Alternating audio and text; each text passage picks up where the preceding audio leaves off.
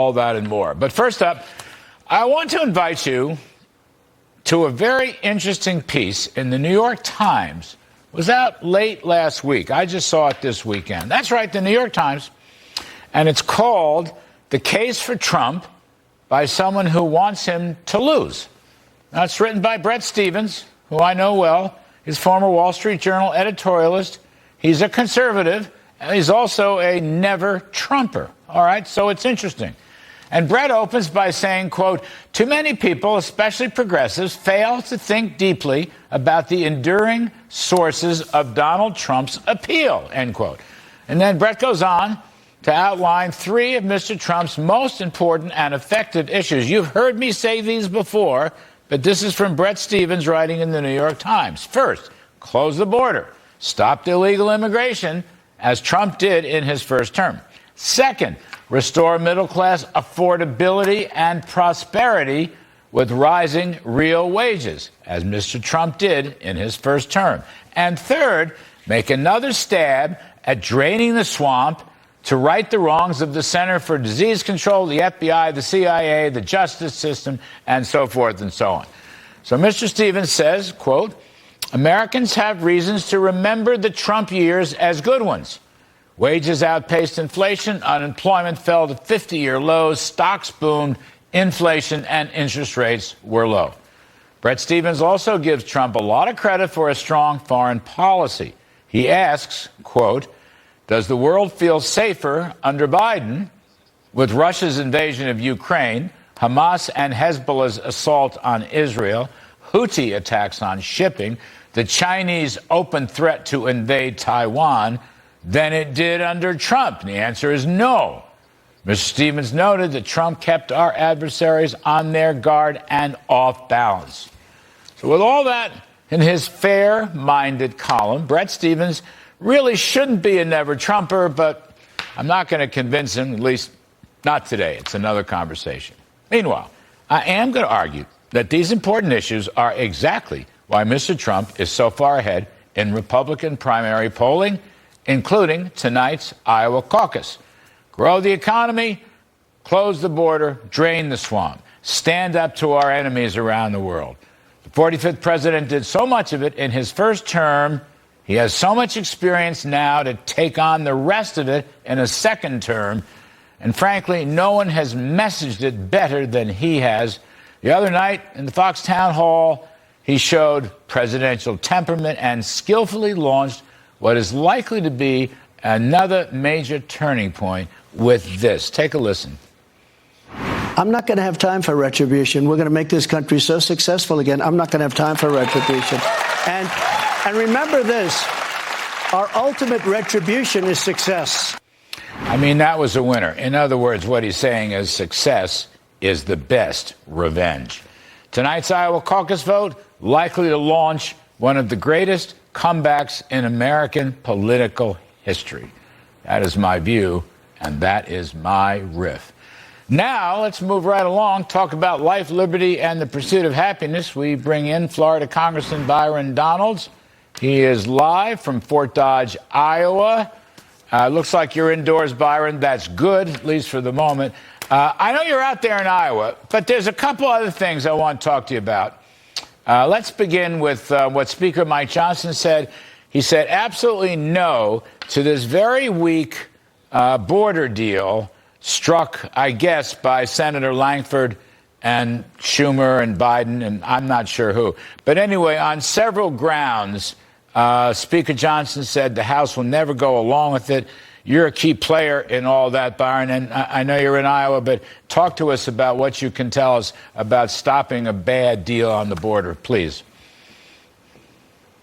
First, Larry is good to be with you. Second, that deal that was negotiated in the Senate is terrible. It's awful. Look, the first thing that they negotiated was that you could have 5,000 entrants per day on the southern border. Well, Larry, you know, by simple back of the napkin math, that's 150,000 people per month coming into the country. That's a little under half of what Joe Biden's doing right now, and that's a good thing for the country. We should limit all entrants into the country so we can at least take stock of the people who are here and then go forward. They just want to cut the number in half and say that they did something for the country. It makes no sense at all. They want to add new work permits, new green cards for a bunch of people who are in this country through Biden's open border policies. It will be a disastrous mistake for this country because it would set the precedent that all you have to do is have a weak president, blow open our asylum privileges, and if you just hang around for a year or two, you'll get green cards and work visas. We should do none of that. Speaker Johnson is right when it comes to that deal. It is dead on arrival in the House. They shouldn't even talk to us about that deal. I mean, Mike Johnson keeps defending H.R. 2, which is a pretty good piece of legislation. And, you know, Byron, he talks about, Mr. Johnson, that is, talks about building the wall, remain in Mexico, Title 42, catch and deport. I mean, that's the way this thing should be framed. You know, these phony piecemeal, little of this, little of that. You're right, by the way, giving work permits to illegals, which is exactly what we don't want to do. I hope it's possible politically for you all to hold the line on this terrible deal. Well, I'll tell you, Larry, what is politically feasible for House Republicans right now is to tell Joe Biden a very simple message. Number one, don't talk to us about Ukraine funding without securing the border. And number two, really don't talk to us about government funding without securing this border. The number one job of the federal government, something that President Trump did phenomenally, which is why voters want him back. But the number one job is to secure this nation. That is the job of the federal government, and they are failing at that job, not just at that southern border, but also on the world stage. Joe Biden is failing. So if you're dealing with a company that is failing, Larry, you're a smart business mind. Why would you give it more money? You tell it to clean up its operations if you want to come back to the piggy bank. But until then, you got to clean up your operations first. You don't deserve more money. Yeah, you know, I agree with you, Congressman. This is a big factor in Iowa. Actually, it's going to be a big factor in all Republican primaries, and it's going to be a big factor in the general. Byron, let me ask you one more before we talk about Iowa. Spoiled, rich kid above the law, Hunter Biden, looks like he and his lawyers caved in and will be deposed at risk of with a new House subpoena of some kind from the Oversight Committee on which you sit. Do you believe it? Is Hunter Biden actually going to come in and do his properly for a change?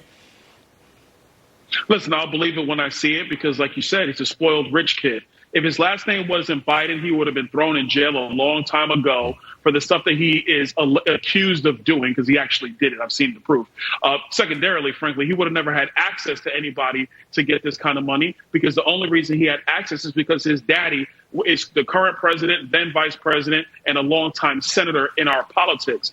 But I think this is going to occur. It should occur. We're going to finish our investigations and depose him.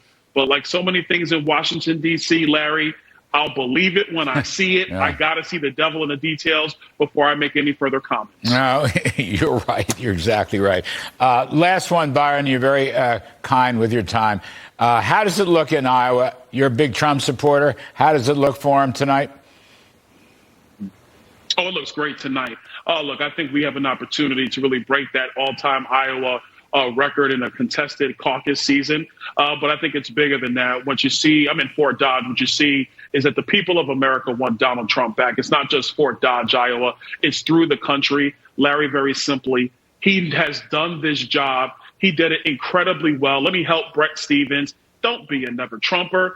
You made the case in your article. Yeah. Just bring Donald Trump back so we can get America on track, and then we can talk about everything else after that. I think it's going to be a big night for the president, which means it's going to be not just a long night, but it's going to be the end of the campaign for three other people. You know, Byron, you're so good. You're such a great communicator yourself. Maybe you and I should go together, have a cup of coffee with Brett Stevens, who I've known for years when he was on the editorial page of the Wall Street Journal. And he's a very smart guy. He's a very smart guy, as evidenced by that fine column. He talked stuff in that column, Byron, that you and I have been talking about for a couple of years, about the key issues facing us and why Trump is well qualified.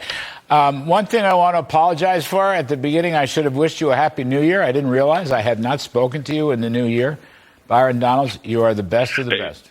Thank you. Take care. Good luck. Listen, Larry, happy New Year to you, my friend. Stay warm. Stay warm. Have a good night. All right.